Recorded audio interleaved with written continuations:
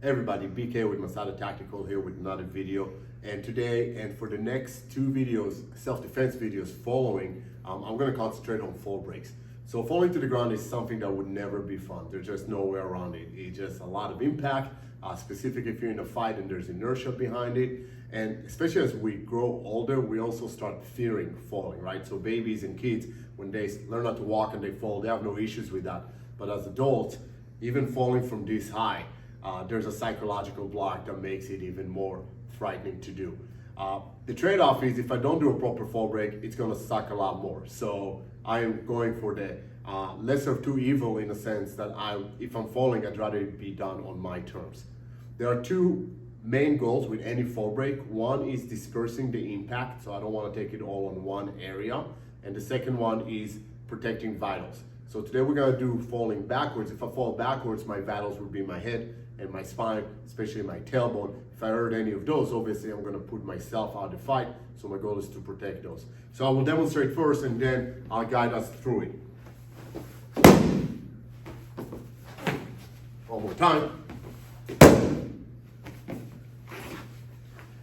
Essentially what I'm doing is I'm tucking my chin in to protect my head on my way down so my head never bounces off the ground. Right now I'm doing it on mats. Obviously if I did it on pavement or asphalt, there's gonna be some severe consequences to me making that contact between head and cement.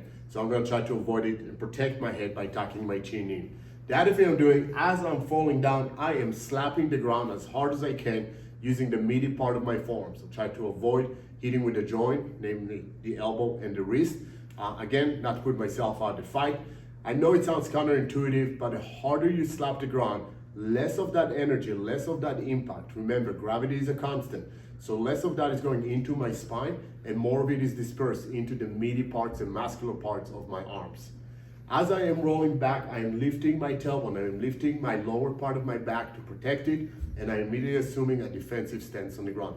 So one more time, I am doing it in this angle. I am gonna tuck my chin in, I'm gonna roll back and slap the ground, assuming my defensive stance, which will allow me eventually to recover and hopefully re-engage in the fight. There is one common issue that a lot of people, specifically as they start practicing it, face, and that is putting their arms back. They either forget to do it altogether or they're trying to catch themselves. The reality is that this movement is a reflex. It is called the Moore reflex. It's something that kids, again, do pretty naturally. As adults, we start drifting away from it. Don't fear it. Just let your body do its thing.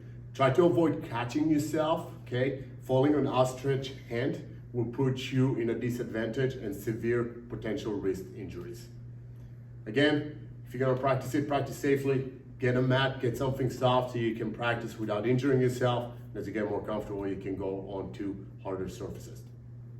As always, if you have any questions, feel free to put them in the comments, send us an email. Certainly follow us on social media, subscribe to our channels at Masada Tactical on pretty much all social media platforms, Instagram, YouTube, LinkedIn, and so forth.